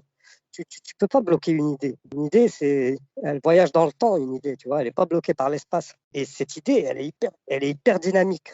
À la base, c'est juste une idée, l'islam. C'est juste un type qui dit qu'il a vu et que voilà, il a sorti tout un tas de trucs. Ensuite, ça a été rassemblé dans un livre. Enfin, c'est une histoire, c'est une idée en fait, qui est Dieu m'est apparu, nana. Et tu peux pas lutter contre une idée, c'est super compliqué. Tu vois, tu peux instruire les gens, informer les gens. Et je pense que c'est compliqué. Mais par contre, la source, parce que eux, ils ont dévié tu vois, ils ont fait un braco, les Saoudiens, ils ont dévié le canal, comme il y a eu des idéologies à l'intérieur de l'islam, mu'tazilite, il y a eu Madras al-Ra'i, l'école de l'opinion, tu vois, Abu Hanifa, tout ça, parmi les 4 grands premiers imams. Et ensuite, il y a eu une branche, Imam Shafi'i, Ahmed ibn Hanbal, cette branche-là, qui font partie des 4 premiers imams qui ont apporté toute la jurisprudence avec laquelle vit le monde musulman et toutes les histoires de charia, tout ça, etc. C'est eux qui ont ramené ça. Et effectivement, ces courants-là sont dangereux. Et même maintenant, les pays musulmans ne savent plus comment faire avec eux. Je veux dire, en fait, tu n'as même pas besoin de lutter. Parce que, en fait, les textes, avec la globalisation de l'information, etc., les textes sont tellement retors, sont tellement contradictoires, enfin, il y a tellement de trucs bizarres que tout est en train de ressortir. Et aujourd'hui, c'est plus un mode de vie, quoi. Tu vois, les gens, ils se disent, bah, je suis musulman. Tu vois plein de jeunes, comme tu disais, sur TikTok, machallah, avec le voile, tout ça. Mais c'est plus, voilà, quoi. Je pense pas que c'est des gens qui aspirent mais le problème, c'est qu'en face, la société française, elle n'a rien à proposer. Elle ne propose plus rien. Tu vois, c'est du creux, ça sonne vite, c'est laïque, république. Enfin, c'est une république de ripoux. La laïcité, bon, c'est bien, mais il n'y a pas autre chose, tu vois. Et il n'y a rien, tu vois, il n'y a pas de direction. Et c'est ça le gros problème, c'est qu'on n'oppose rien à cette idée. Donc voilà, quoi. Après, bon, c'est vrai qu'il y a il y a un manque de projets politiques en France, mais ça explique pas tout, je pense pas, parce que l'islam en soi, c'est un gros sujet. Mais tout à l'heure, tu me parlais également des Saoudiens qui vont aller chercher, entre guillemets, la partie extrême de l'islam, qui pour moi est juste la partie normale, en fait. Hein. Ça, c'est le bon musulman de service. Mais quand tu vois Mais si tu veux vraiment t'intéresser à l'islam et que tu regardes ce que c'est, t'as juste à regarder le prophète qui est censé être le modèle des musulmans. Excuse-moi, hein, mais le prophète, il exécute des juifs, il légifère sur l'esclavage, il a des esclaves sexuels. Enfin, voilà, je veux dire, il y a un moment, si tu veux vraiment faire comme le prophète, ouais, tu vas te rapprocher d'un comportement assez extrémiste quand même. Hein, je sais pas, C'est hein, mais c'est pour ça que moi, je distingue deux islams. Il y a l'islam mécois, il y a l'islam médinois. Et le seul point comment dire, à mon sens, hein, le seul point où ils peuvent trouver une sortie, une issue favorable, le monde musulman, c'est en sortant de cette séparation-là, de dire, OK, ce qui s'est passé, Mohamed, tout ça. Parce que même quand regarde, je vais te donner un truc tout bête. Moi, ce qui me gêne, ouais, j'ai compris, c'est que toi, tu veux refaire la réforme. C'est ce que je vois. Tu veux faire une réforme. Après, toi, tu y crois. Et c'est c'est là même où je pas, pense non, que ça diverge. moi, Mais moi, j'y crois pas, ça. Moi, franchement, je veux rien faire. Moi, franchement, je veux pas la faire, la réforme. Je pense pas que ces trucs, je pense que c'est le seul moyen pour que l'islam subsiste. S'ils veulent que l'islam subsiste, il faut qu'ils fassent ça. S'ils le font pas, ils vont être face à leurs contradictions. Ça va être du grand n'importe quoi. Et je pense que l'islam, peut-être qu'il durera pas, ou peut-être qu'il sera récupéré par une autre secte, ou peut-être pas. Enfin, je sais pas ce qui va se passer, mais c'est compliqué à dire. Mais après, je vais te dire un truc. Juste pour revenir sur ce que je disais tout à l'heure, pour les musulmans de France qui nous écoutent et d'Europe en général, juste ouvrez les livres et lisez-les. Mais vraiment, je le dis sans animosité aucune, avec compassion même, je vous le dis. Ouvrez juste les livres et lisez-les et dites-moi si vous êtes OK ou pas avec ces textes-là. Juste ça, juste ça. Et tu verras de soi, moi je pense, hein, avec juste ce processus-là, si vraiment on pousse les gens à aller étudier leur religion, pourtant, tu vois, on veut moins d'islam, mais là on les pousse à étudier leur religion. Tu sais ce que je pense qui va se passer? Je pense que beaucoup vont s'éloigner du dogme, parce que ça va pas coller avec leurs convictions. C'est sûr qu'il y a beaucoup de choses qui sont, c'est sûr. Mais est-ce qu'ils préfèrent pas, ne pas savoir comment ça s'appelle là? Je sais pas comment il disait l'autre. Un doux mensonge, c'est mieux qu'une. Non, enfin bref, un mensonge, c'est mieux qu'une vérité ou une connerie comme ça. Un mensonge confortable vaut mieux qu'une vérité inconfortable ou un truc comme ça. Voilà, on s'est compris, voilà, c'est ça. Donc il y a ça aussi. Non, mais je comprends, ouais, je comprends. Après, quelque part, tu vois, moi, je pousse pour moins d'islam, mais je pousse les musulmans maintenant à s'intéresser à leur religion, vraiment, et à ouvrir les livres et à s'instruire, tout simplement, voilà. Oui, mais les autres, ils ont des réponses toutes faites, ceux qui sont en face, parce qu'il y a le camp d'en face aussi. Disons que toi, tu es dans le camp qui critique l'islam. Dans ce camp-là, il y a vous. Vous êtes dans une niche. Non, mais je sais, mais s'instruire, ça veut pas dire aller à la mosquée et écouter le discours du. C'est pas juste ça, s'instruire. S'instruire, c'est aussi prendre les textes et les lire par soi-même. C'est pas juste, voilà, écouter un gars qui te raconte des belles paroles, des belles histoires avec des belles morales. C'est pas ça, hein. C'est aussi lire les textes par soi-même. Et c'est ce que je te dis. Vaut-il pas mieux que ce soit un gars qui leur raconte des belles histoires, des beaux trucs, qu'ils aillent vraiment à la recherche? C'est une question qu'on peut se poser, hein, parce que quand tu vas sur les textes, de deux choses l'une, soit moi, en ce qui me concerne, par exemple, franchement, j'ai été choqué. Choqué. S'ils vont dans les textes, là, on va prendre les plus célèbres, les plus connus, ceux qui sont canonisés, reconnus, etc., les hadiths de Bukhari et de Muslim, qui sont même d'après tous les savants, ils disent du livre de Bukhari, As-Sah Kitab Ba'da Kitab Allah, le livre le plus authentique après le livre de Dieu, après le Coran, bien sûr. C'est-à-dire qu'il y a une forme de sacralité autour de ce livre-là. La majorité, l'écrasante majorité ne l'ont pas lu. Et si tu lis les hadiths un par un, il y a des hadiths, mais tu hallucines complètement. Tu comprends qu'en fait, on te décrit juste la vie d'un bédouin du 7e siècle qui comment ils faisaient pour se... Je vais prendre un exemple choquant, les musulmans qui nous écoutent m'excuseront, mais c'est écrit dans leur texte.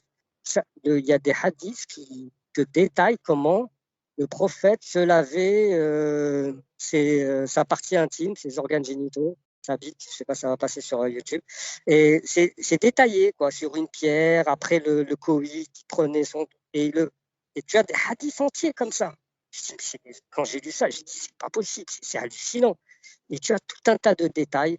Et même sur les prières, même sur les trucs, de temps en temps, il faisait 3 rak'at, de temps en temps, il en faisait 4, de temps en temps, il en faisait trucs. Et en fait, tu comprends que tout le culte qui en est sorti, qui a été rédigé bien après, très codifié, avec les mains là, le truc là, faire le brahimi, dire telle parole, dire tel machin. Je sens que tout ça, c'est arrivé bien après, bien après, en fait. Et que tout ça, à la base, n'existait pas. C'est Ahl Sunna wa Jama'a, les érudits de la Sunna et la majorité, quoi, qui se sont rassemblés, qui ont décidé, les fameux 4 premiers imams, qui ont décidé de la jurisprudence et de tirer des règles et des lois qui soient applicables tout à chacun. Et donc, tu comprends qu'il y a tout un processus quoi, administratif, politique, historique qui est à l'œuvre. Et aujourd'hui, nous, on est juste en train de suivre des trucs qui... Enfin, voilà quoi. Mais s'ils rentrent dans les textes, les gens, ils vont être choqués. Choqués. Mais rien que déjà un petit aperçu sans rentrer, parce que parfois le travail, c'est vrai qu'il est fastidieux, c'est chiant, ça se répète, c'est rébarbatif, tu sais pas par où commencer. Donc, c'est pas évident hein, de plonger là-dedans. Ça demande du temps, les gens, ils ont autre chose à foutre et je peux le comprendre. Déjà, lire les califes maudits, les derniers jours de Mohammed de Leila Wardi, c'est une super introduction. Tout est sourcé, tout est truc. Enfin, déjà, les gens, mais comme je dis, les gens, parfois, ils ont besoin de garder leur doudou. En fait, ils s'en foutent de savoir si c'est vrai, si c'est fou, si c'est logique, si c'est cohérent. Ce qu'ils ont envie, c'est d'avoir cette fameuse solution clé en main, quoi, d'avoir ce doudou et ils peuvent se concentrer sur leur vie, quoi. Est-ce que, je voudrais juste revenir à ton histoire personnelle, est-ce que tu as pu aller à la mosquée quand tu as commencé à t'intéresser un petit peu au texte, ou est-ce que tu es resté dans une pratique assez personnelle, tu as pu échanger avec des musulmans, est-ce que... Ouais, j'ai changé tout le temps. Moi, j'étais avec un groupe, en fait, avec des amis. On parlait plein d'autres choses et on a créé un tout petit groupe où on faisait des recherches, un peu ça, chacun de notre côté, mais on était dans une optique de croyants, quoi. C'est-à-dire de gens qui croient et plutôt coranistes, quoi. Je commençais déjà à pencher vers le coranisme, j'étais en train de les faire basculer avec moi. Parce que quand on étudie les hadiths, tout ça, il n'y a aucun moment où on peut se dire c'est pas possible, quoi. Je veux dire, il y a un moment, je peux pas tirer mon culte de toutes ces âneries là qui sont, et pas toutes, il n'y a pas que des âneries, mais enfin, il y a beaucoup d'âneries, quoi, quand même. Donc, on discutait beaucoup entre nous. Et ce qui a été marrant, c'est que c'est des gens comment dire, qui sont ouverts au dialogue, qui sont des musulmans pratiquants, ouverts au dialogue, ouverts au débat, etc. Mais quand j'ai apostasié, ça s'est fait en 2 minutes, hein, moi, ça s'est fait. C'est-à-dire que le processus a été super long, mais le tilt a été, je me suis dit, ok, c'est bon, je suis plus musulman. Voilà, quoi. Ça s'est fait comme ça. Parce que voilà, c'était. Et quand j'ai commencé à en parler avec eux, alors, bon, ils étaient choqués, quoi. C'était, oh non, mais attends, mais t'es un ouf, tout ça, etc. Et ce qui a été très bizarre, c'est ils m'ont pas du tout demandé pourquoi ni comment, etc. Mais il faut dire qu'on avait une pratique ensemble depuis genre 2 ans, une pratique un peu comme ça de débattre sur de la théologie, sur des choses comme ça. Ce qui fait que je pense qu'ils n'ont pas voulu aller sur ce terrain-là parce qu'ils savaient très bien que si moi j'avais pris cette décision-là, c'est que j'avais sourcé, j'avais truc et qu'ils n'avaient pas envie de le savoir en fait. Qu'ils avaient envie de rester dans leur truc. Et j'en ai même un des deux qui m'a dit, écoute, ouais, on parle de tout. Et heureusement, c'est un bon pote, donc il y a plein de choses qui nous rassemblent autre que ça, quoi. Et on parle de tout, mais on partage plus là-dessus, tu vois. Parce qu'en fait, peur que il avait peur que je le mette face à des vérités voilà, que par honnêteté intellectuelle, peut-être il aurait un dilemme vis-à-vis de lui-même. Tu vois, putain, attends, je sais, voilà, maintenant que je sais que, tu vois ce que je veux dire, un truc genre en béton. Et que lui, il est coincé, tu vois, il se dit, merde, qu'est-ce que je fais? Attends, je continue à y croire et je fais une forme de monnaie, mais à l'envers, quoi, hypocrite à l'envers, tu vois. Donc, c'était ça, c'est laisse-moi dans ma sphère super intime, tu vois, le truc qui concerne ma spiritualité. Et ça, tu sens qu'il y a beaucoup de gens, il y a un moment quand tu vas tu peux convaincre quelqu'un, tu vois, tu peux le mettre devant les faits, que le mec, il cherche un truc, genre, dans les trucs scientifiques, que ce soit dans les trucs théologiques, que ce soit dans les trucs, tu sais, tu peux parler sur plein de niveaux différents. Il y a un moment, tu sens où ça va bloquer, quoi, parce que soit tu as un interlocuteur de mauvaise foi, soit tu vas le choquer, quoi. Et le type, après, c'est plus de la raison qui parle, tu vois, c'est des émotions, quoi. Le type, il veut pas y croire. Non, non, non, non, non, non, non. Moi, par exemple, mon frère, quand je lui ai annoncé, je l'ai annoncé à mon frère, et mon frère, j'ai vu de la peur dans ses yeux. Ça m'a marqué, quoi. Je me suis dit, waouh, c'est puissant.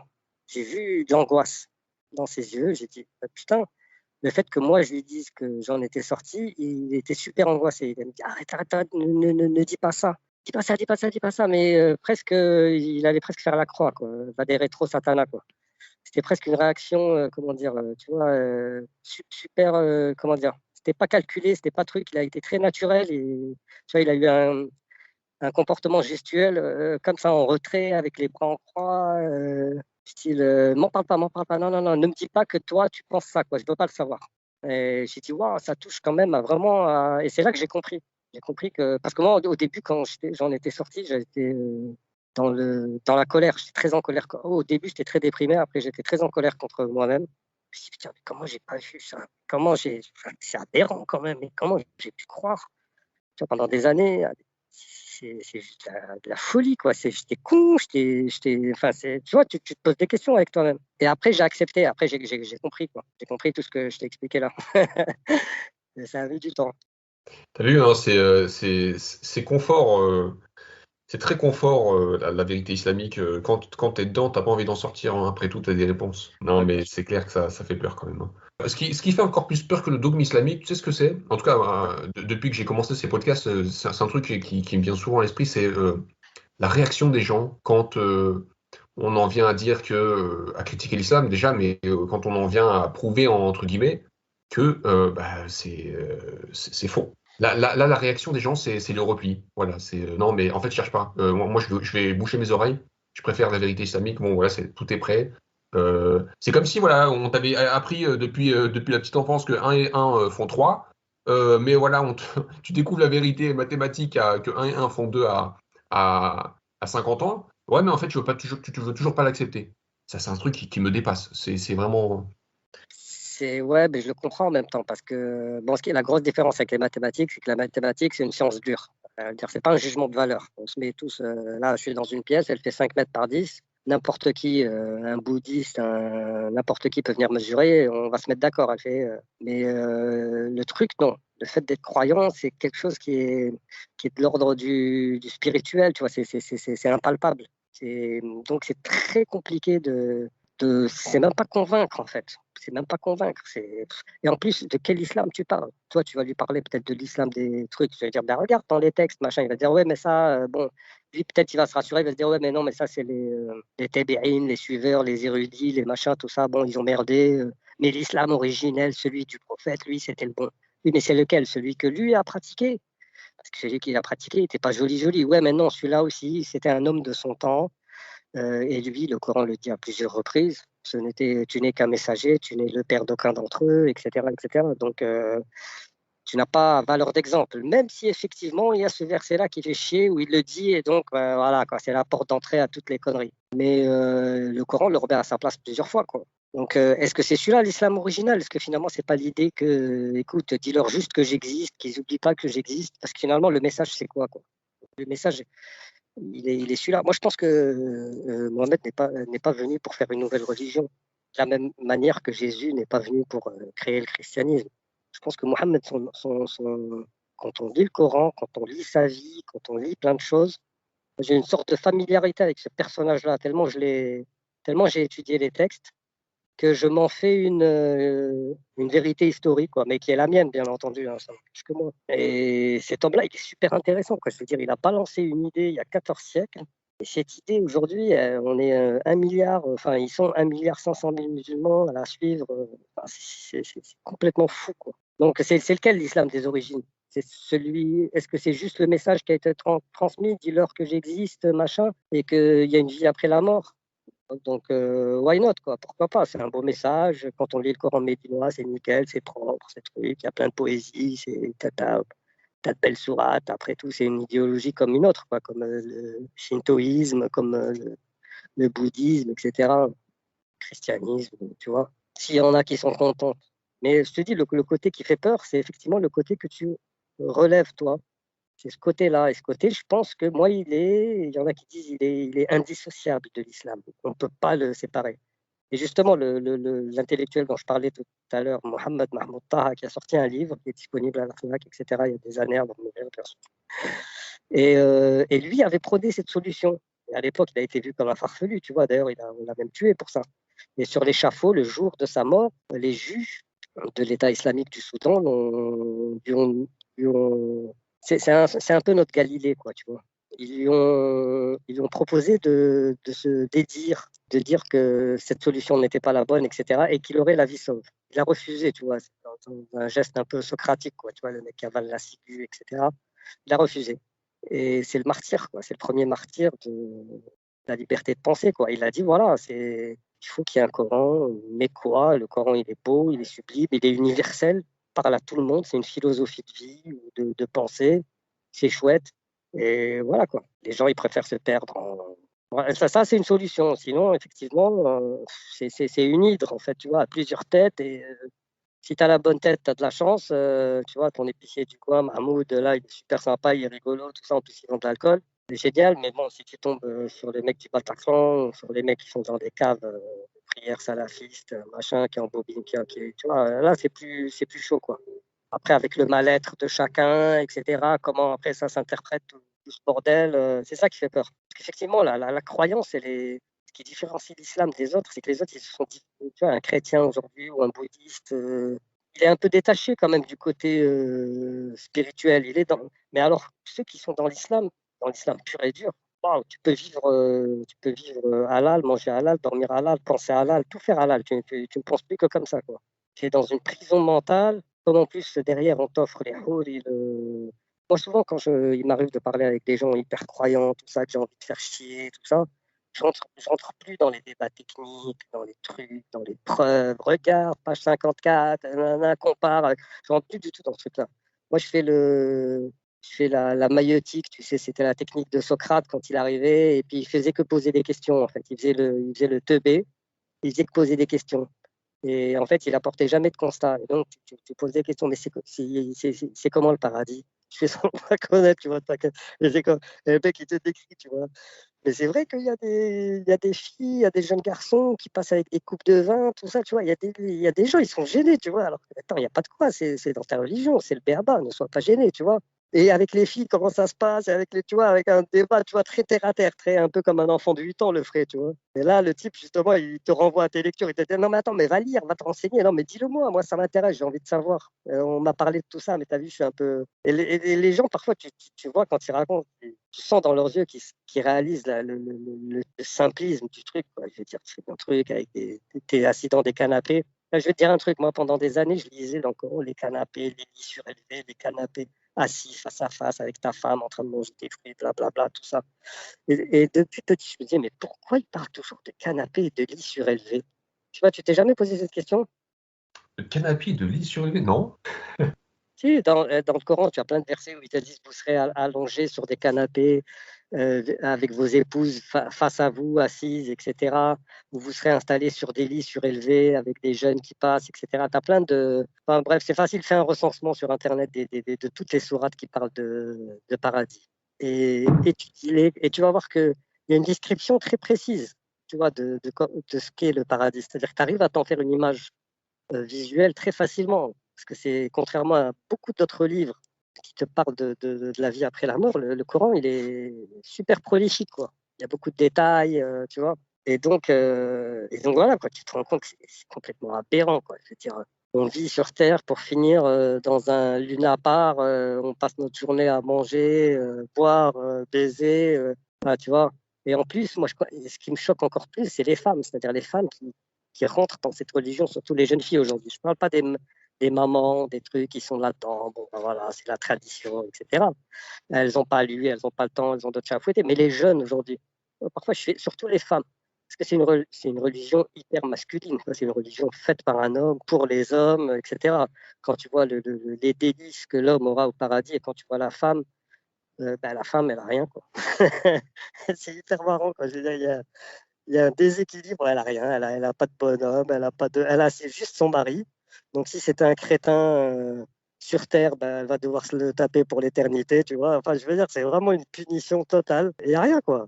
Pour elle, et c'est fou que les femmes. Mais d'ailleurs, c'est pas les plus connes, hein. Souvent, c'est celles dans les pays du Maghreb et dans les pays, même en Iran, tout ça, c'est souvent les premières, les jeunes filles qui ont envie de s'émanciper, qui ont envie de sortir, de s'amuser, nana, et qui ont envie de vivre, quoi, qui n'ont rien à foutre de toutes ces histoires. C'est souvent les hommes, c'est des religions d'hommes, ça, c'est des hommes qui veulent. C'est comme la sexualité en islam, c'est hyper débridé, même le Coran en parle. Je veux dire, il parle du coup de foudre qu'il a eu Mohammed pour Zaynab, et il parle de labourer vos femmes, aller au labour, quoi. Tu vois, vas-y tranquille, quoi. Et quand tu connais les textes, tu te rends compte qu'il y avait une liberté sexuelle absolument incroyable, quoi. Truc de fou furieux. Ça a été complètement confisqué. Donc l'islam des origines, il y avait aussi ça, hein. Il y avait une sexualité hyper débridée, hein. Il y a plein d'histoires sur Mohammed avec Aïcha, avec un autre homme qui, j'ai oublié le nom, qui se retrouvait dans le Bidaya ou le Nihaya, tu vois, ils en parlent. Il se retrouvait, c'était un homme qui était blond, qui avait des yeux bleus, qui était réputé très beau. Et quand le prophète savait qu'il venait à Médine, il était dans tous ses états. C'est ce que racontent les textes, hein, c'est pas moi qui il était dans tous ses états. Et à l'époque, ce qu'il faisait, c'est que les portes dans les maisons, tout ça, il y avait pas de bois. Enfin, c'était pas des portes en bois, des volets en bois, etc. Il n'y avait pas de bois. Donc, c'était que des trucs en tissu. Et même quand ils voulaient faire l'amour, en fait, la technique des Arabes de l'époque, quand ils partaient en caravane, etc., ils n'avaient pas la même intimité qu'on a nous maintenant, etc. Ils avaient une sorte de djellaba, mais une grande, très grande, où ils pouvaient se glisser à deux, à trois, à quatre, à plusieurs là-dessous, en fait. Et pour pouvoir pratiquer au vu et au su de tout le monde, mais en ayant, quoi, tu vois. Et tu as plein d'histoires comme ça, super intéressantes, tu vois, super intéressantes. Et c'est là que tu te dis, putain, il faudrait vraiment qu'il y ait une Leila Wardi qui fasse un livre, mais beaucoup plus rigolo, quoi. Et que tout soit sourcé, parce que tout existe. Et l'islam est venu et a mis beaucoup de règles, hein, là-dedans. A mis beaucoup de règles, en bien et en mal, hein.